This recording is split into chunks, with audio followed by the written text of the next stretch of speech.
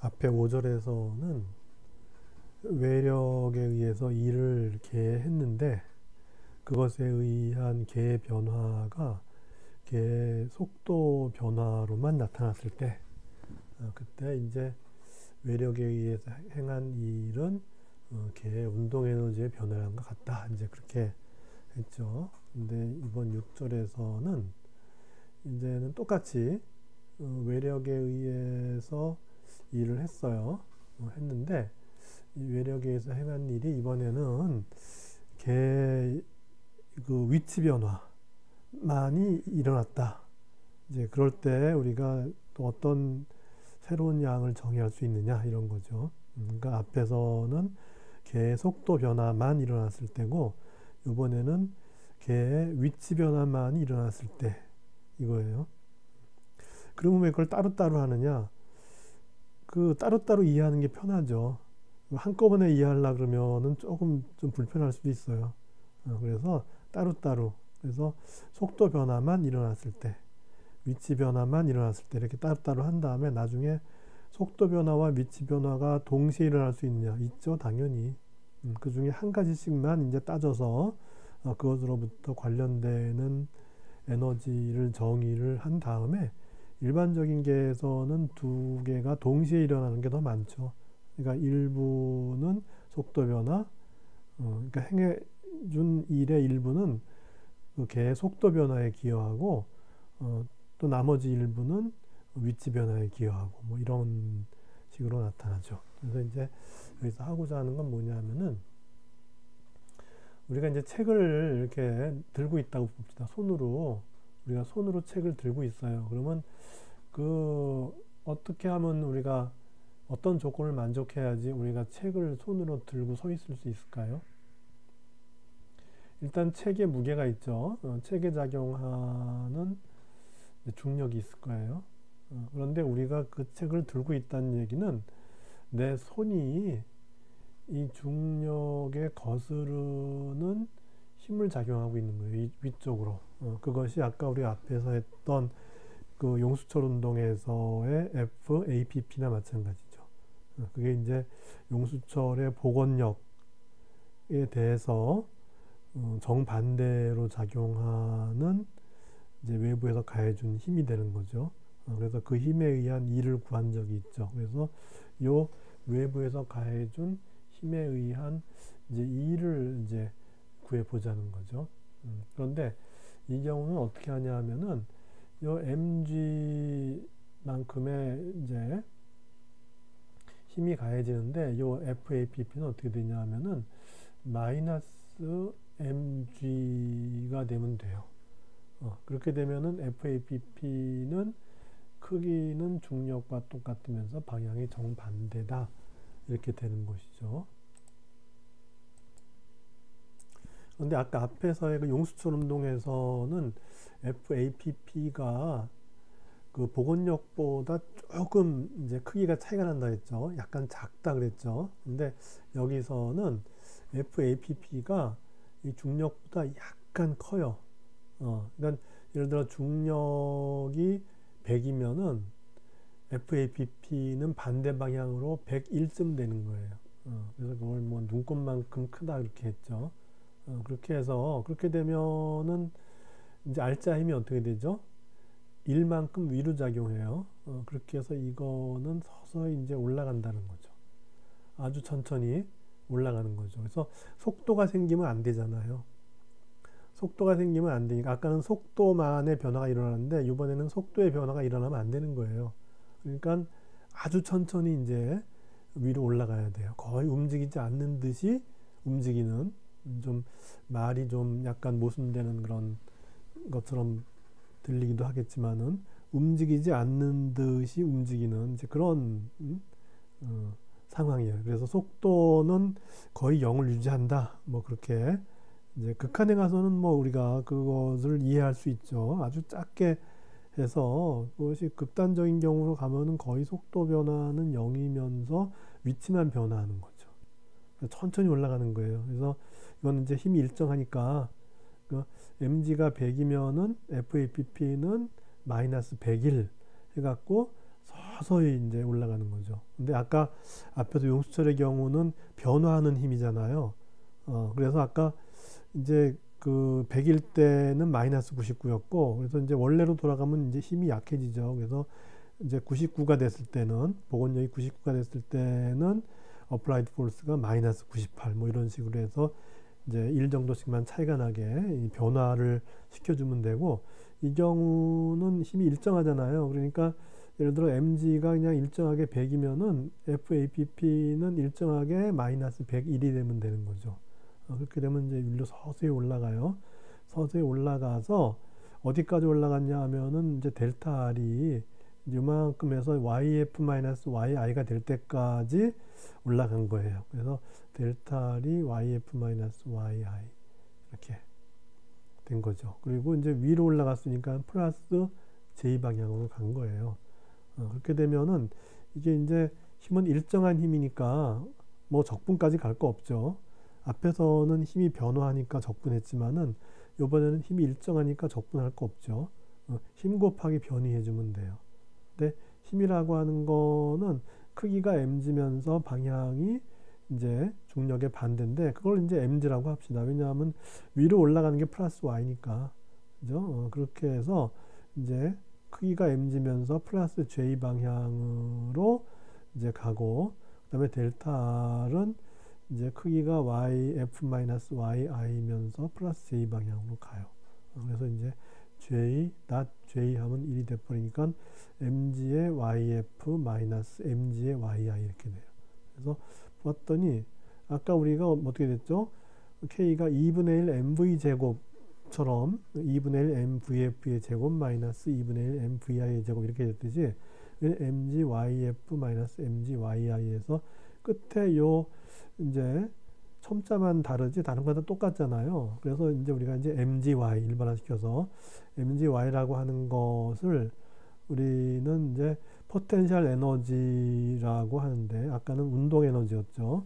이번에는 이제 포텐셜 에너지라고 하는데 이게 중력에 의한 거기 때문에 앞에 중력자를 붙여서 중력 포텐셜 에너지 이렇게 하자는 거예요. 그래서 이제 운동 에너지의 경우는 속도만 변화하니까 그게 뭐 용수철에서의 운동이든 그냥 평면상에서의 뭐 운동이든 그냥 다 운동이죠. 속도가 변화하는 거죠. 그래서 운동 에너지 앞에는 뭐 이제 뭐가 붙지를 않는데 이 포텐셜 에너지 앞에는 이게 중력에 의한 거면 중력 포텐셜 에너지, 그리고 아까 우리가 그 용수철 같은 경우는 용수철은 우리가 탄성이란 말을 집어넣어서 이제 그 경우에 포텐셜 에너지는 탄성 포텐셜 에너지 이런 식으로 앞에 이제 그 포텐셜 에너지와 관계되는 그런 그 힘의 원천을 이렇게 써줘요. 그리고 이 포텐셜이란 말 갖다 그냥 어떤 데서는 위치라는 말로 써주기도 해요. 그래서 위치 에너지 이렇게 써주기도 해요. 그러니까 그건 이제 알아서 포텐셜 에너지 또는 위치 에너지 이렇게 써도 서로 간에 이해만 할 수 있으면 되겠다 는 거고, 그래서 이제 요거 mgyf는 뭐냐면 결국 이제 uf 이렇게 되면서 또한 뭐냐면은 이게 중력 포텐셜이니까 이제 g가 있을 거 아니에요, 그죠? 그래서 ugf라고 하는 게 나을 것 같아요. 요게 요거 갖다가 우리가 이제 u 중력 에너지면서 나중 거, 그러면 요거는 u 중력 에너지면서 처음 거 이렇게 되죠. 그렇게 해서 이제 ug의 나중 거에서 처음 걸 빼줬으니까 어떻게 돼요? ug의 변화량이 되죠. 그래서 아까 속도만 변화했을 때는 w external이 델타 k였는데 이번에는 이제 속도 변화는 없고, 그러니까 여기서 정지해 있었으면 여기서도 정지해 있는 거예요. 왜냐면 천천히 움직였으니까 계속 정지 상태를 계속 움직였다 해도 과언이 아니게 그렇게 천천히 움직인 거예요. 그래서 속도는 여기나 다 0이에요. 그러니까 속도 변화는 없으니까 여기서는 이제 위치 변화만 있었다. 그래서 W external은 이제 포텐셜 에너지의 변화량인데 그 포텐셜이 어떤 포텐셜이냐? 중력 포텐셜 에너지예요. 중력 포텐셜 에너지의 변화만을 줬다는 거죠. 그리고 우리가 알다시피 지구 표면 근처에서는 이 중력 포텐셜 에너지가 이 어떤 기준점으로부터의 그 위치인데, 이 기준점이 바로 이제 지표면이죠. 지표면으로부터의 높이에만 관계예요. 왜냐하면 중력이라고 하는 것이 이 위아래로만, 즉 y좌표 쪽으로만 작용하니까 결국 이제 이 기준점을 요 지구의 표면으로 잡아서 지구의 표면으로부터 수직하게 얼마나 올라갔느냐 하는 그런 걸 y좌표라고 보통 하죠. 그래서 y좌표의 함수로서 이제 표현을 하게 되는 거죠.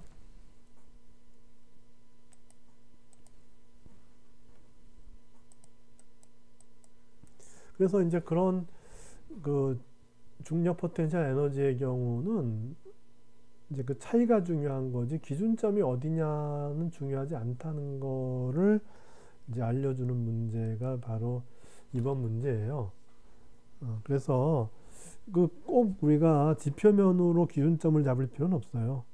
기준점은 아무데나 잡아도 돼요. 그리고 중요한 거는 결국은 포텐셜 에너지의 변화량이 중요한 거예요. 그래서 이제 어떤 사람이 뭘 떨어뜨렸는데 이제 1.4m에서 이제 떨어뜨려요. 그러면은 얼마만큼의 중력 포텐셜 에너지의 이제 차이가 났느냐, 이제 그거죠. 그래서 이제 떨어지기 시작하는 시점이 1.4m고 떨어짐이 끝나는 시점이 0.05m예요. 그렇게 되면은 이제 떨어짐이 시작하는 시점의 중력 포텐셜 에너지는 m 곱하기 g 곱하기 이제 yi가 되는 거고, 그래서 mg yi가 1.4인데 이 1.4라고 하는 거는 바닥으로부터의 높이죠. 바닥으로부터의 높이가 1.4였다는 거예요. 그래서 이 바닥이 기준이 된 거예요. 그렇게 된 것이고, 이제 UFO의 경우는 바닥을 기준으로 해서 0.05m예요. 그래서 이제 그 최종 이 포텐셜 에너지는 이제 mg는 똑같고 yf가 0.05m예요. 그래서 0.98이죠.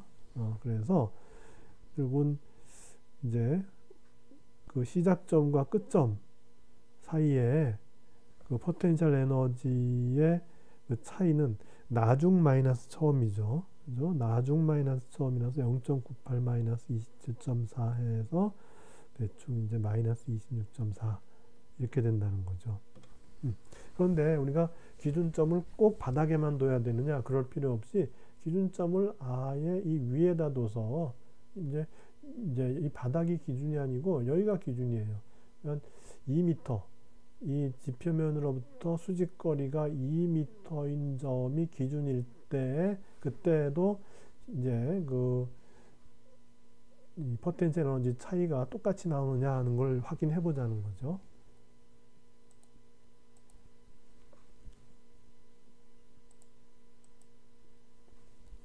그래서 이제 기준점이 이제 2m예요. 2m가 되면은 초기 위치의 그 포텐셜 에너지는 어떻게 되느냐? yi가 1.4m에 있었으니까 기준점에 대해서 어떻게 되죠? 마이너스 0.6m 위치한 거죠.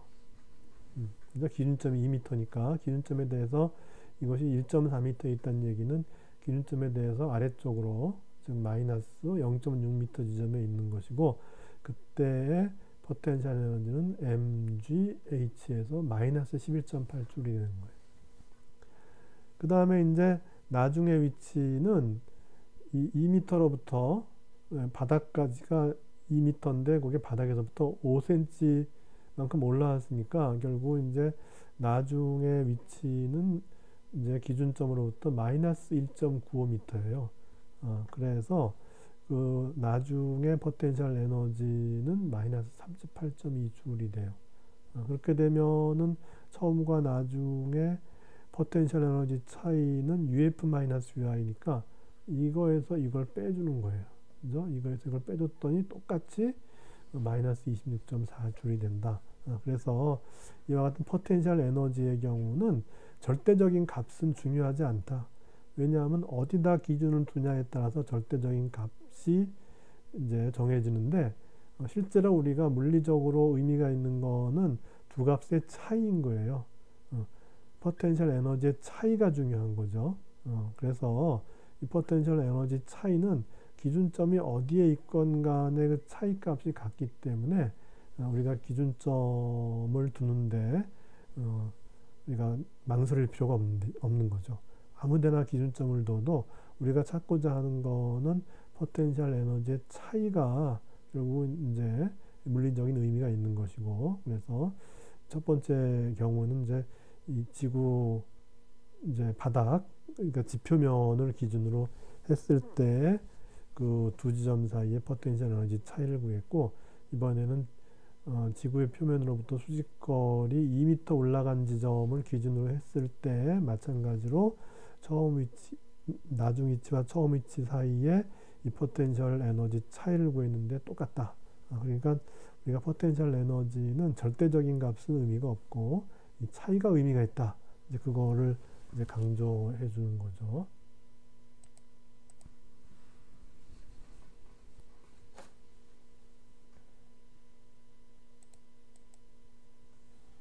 그래서 그와 같은 포텐셜 에너지의 중력 포텐셜 에너지만 있는 것이 아니라 151쪽에 가면은 그와 같은 용수철 운동에서는 그 용수철의 탄성이 이제 관계해서 그런 운동이 일어나는 거니까 그런 경우는 포텐셜 에너지를 탄성 포텐셜 에너지라 그러는데 우리가 앞에서 외력 FAPP를 가해서 그죠? 앞에 우리가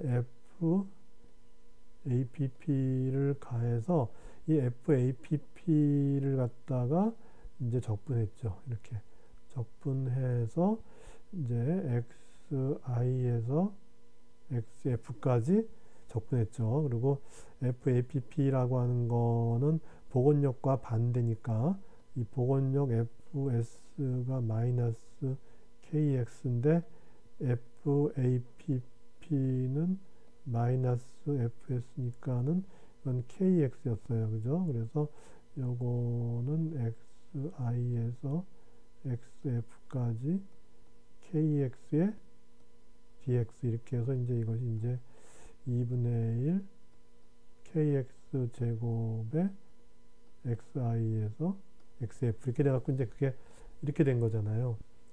그죠? 그래서 그 용수철의 경우에 용수철의 경우에 이 복원력과 크기가 같고 방향이 정반대인 그런 외력에 의해서 행해진 그 일은 바로 2분의 1 K의 XF의 제곱, 즉 나중 위치의 제곱 마이너스 2분의 1 K의 XI 제곱 이렇게 됐어요. 그래서 여기도 마찬가지로 요 F나 I만 빼면은 표현이 똑같죠. 그래서 이와 같은 이 용수철 운동의 경우에 마찬가지로 포텐셜 에너지를 우리가 생각할 수 있고 이런 경우는 이제 용수철의 운동이니까 탄성이라는 말이 적절하죠. 그래서 이런 경우에 이 포텐셜 에너지를 탄성 포텐셜 에너지라고 한다 하는 것이고, 그래서 이제 여기 U 포텐셜 에너지를 의미하는 U에다가 중력일 경우는 이제 아래 첨자로 G를 썼는데 이거는 이제 탄성이니까 US 해서 2분의 1 KX 제곱 이렇게 써주면 되고, 따라서 우리가 이 탄성 포텐셜 에너지로서 이 외력에 의한 E를 표현하면은 바로 이것이 뭐냐 하면은 XF가 있으니까 여기 이제 UF가 되죠. 그죠? USF라고 쓰면 좋죠. 왜냐면 탄성이 있으니까. 그죠? 요거는 USI죠. 그죠? 그래서 빼준 거니까, 따라서 이거는 뭐냐 하면은 이 탄성 포텐셜 에너지 US의 이제 차이다. 이렇게 되는 거죠. 그렇게 해서 이제 이런 이 탄성계에서 외력을 가해서 그 외력이 행하는 그 external work, 외력이 행한 일은 바로 그 계의 이 탄성 포텐셜 에너지 2분의 1 kx 제곱의 이 나중 위치와 처음 위치의 차이가 된다. 그런 것이죠.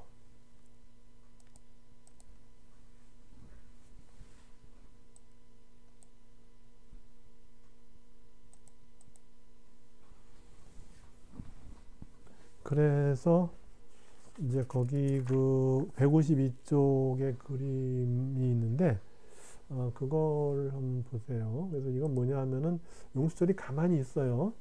가만히 있는데 이제 요 물체를 다가가서 이거 용수철을 밀어요. 밀면은 요 이제 용수철계에 포텐셜 에너지가 생기는데 이걸 밀면 밀수록의 포텐셜 에너지가 증가하죠. 왜냐하면은 이 용수철계의 포텐셜 에너지는 2분의 1 kx 제곱이니까. 그래서 이게 플러스로 잡아당겨서 플러스 x로 가건 눌러서 마이너스 x로 가건 x 제곱에 비례하니까 다 이제 그 탄성 포텐셜 에너지는 플러스 값을 갖죠. 그래서 이제 눌러서 x 맥시멈까지 눌렀어요. 그렇게 되면 이제 이 탄성 포텐셜 에너지가 맥시멈으로 가죠. 그죠? US 맥시멈이 바로 뭐냐 하면은 이제 US의 맥시멈이 바로 뭐냐면 2분의 1 K의 X 맥시멈의 제곱이 이렇게 되죠. 그렇게 해서 이제 그 포텐셜 에너지가 최대 100%라고 했죠. 그래서 X 맥시멈까지 이렇게 밀었을 때 이 탄성 포텐셜 에너지가 바로 이제 100%인 거예요. US 맥시멈이 된 거고, 그것이 이제 2분의 1 K X 맥시멈의 제곱 이렇게 된 거죠. 그리고 토탈 에너지라고 하는 건 뭐냐면 바로 뒤에 나오겠지만은 우리가 역학적 에너지라는 개념을 써요. 요게 이쪽이 앞뒤가 약간 이제 왔다 갔다 하는 게 좀 있어요. 그래서 역학적 에너지라는 게 이제 나중에 나오기는 하는데 여기 이제 운동 에너지 더하기 이 포텐셜 에너지의 합을 갖다가 역학적 에너지라고 하고 여기 토탈 에너지는 뭐냐 또 역학적 에너지와는 또 다른 거예요. 토탈 에너지는 그냥 이 운동 에너지와 포텐셜 에너지를 단순히 합한 거예요. 합한 걸 갖다 이제 토탈 에너지라고 하고 그것이 이제 다른 표현으로 나중에 역학적 에너지라고 이제 표현이 되는데 여기서는 여간에 일단 이 카이네틱 에너지 즉 운동 에너지와 포텐셜 에너지의 합을 토탈 에너지라고 합시다. 총 에너지 뭐 그렇게 되는 거죠. 그렇게 해서 그 포텐셜 에너지가 증가하면 증가할수록 얘가 이 속도가 0이게 밀어주는 거죠. 다시 말해서 아까 우리가 FAPP가 마이너스의 FS가 되도록 해줬잖아요. 그래서 이런 조건을 만족하면은 결국 RCM이 0이니까 밀 때 이제 속도는 0인 거죠. 속도는 0으로서 움직이지 않듯이 움직이는 거라 그랬죠. 그래서 속도가 0으로 계속 이제 천천히 좀 전에 아까 책을 갖다 천천히 위로 올렸듯이 이 경우도 요걸 갖다 천천히 밀어서 요 용수철이 매우 천천히 수축이 되는 거죠. 그렇게 해서 이제 운동하는 건 요 질량이 운동하는 건 없어요. 그래서 카이네틱 에너지는 0이 되고 이제 속도가 없는 거죠. 카이네틱 에너지는 0이 되고 포텐셜 에너지만 이 누르는 길이에 따라서 점점 증가해서 그것이 이제 100%라는 얘기는 요 X 맥시멈까지 갔을 때가 100%가 되는 거예요. 그런데 여기 이제 처음이나 나중이나 중간이나 마찬가지로 속도는 0이기 때문에 운동 에너지는 0인 거예요. 운동에는 계속 0으로 유지되면서 이제 포텐셜 에너지가 점점 증가해서 100%까지 갔고 따라서 운동 에너지 더하기 포텐셜 에너지를 합한 토탈 에너지는 포텐셜 에너지와 똑같은 방식으로 포텐셜 에너지가 80이 되면 토탈 에너지도 80이 되고 포텐셜 에너지가 100이 되면 토탈 에너지도 100이 되도록 그렇게 이제 했어요. 그래서 이제 X 맥시멈까지 갔어요. 그 다음에 손을 놨어요. 손을 놓으면 어떻게 되죠? 우리가 관측하는 거는 얘가 이제 블락이 질량 M을 가진 블락이 오른쪽으로 속도를 가지고 이동할 거라는 거죠. 그렇게 되면은 이 블락에 이제 속도가 생기니까 운동 에너지가 생겨요. 운동 에너지가 생긴데 그 대신에 용수철이 압축됐다가 그게 풀어지잖아요. 그러면 이제 이 용수철의 포텐셜 에너지는 그 변화한 길이에 이제 제곱인데 이게 이제 x 맥시멈까지 갔다가 이게 변화하는 길이가 표형 상태로부터의 변화하는 길이가 줄어들잖아요. 줄어들게 되니까는 포텐셜 에너지는 이제 여기서 이게 줄어드는 거죠. 그러다가 나중에 얘가 완전히 이제 벗어나게 되면 이렇게 벗어나게 되면은 결국 이제 용수철은 이제 표형 위치에 왔으니까 이 x가 0이 되죠. 그래서 이 포텐셜 에너지는 0이 되고 이제 카이네틱 에너지는 최대가 되는데 그때 최대의 카이네틱 에너지는 바로 최대의 포텐셜 에너지와 같게 되는 그 상황이 올 수 있는데 그 경우는 어떤 경우인가 하면 이런 마찰에 의해서 에너지 손실이 없는 경우 그런 경우는 포텐셜 에너지 전체가 다 요 블락의 운동 에너지로 화한다는 거죠. 그래서 이제 운동 에너지가 토탈 에너지가 된다. 이런 결과가 생겨나게 되는 것이죠.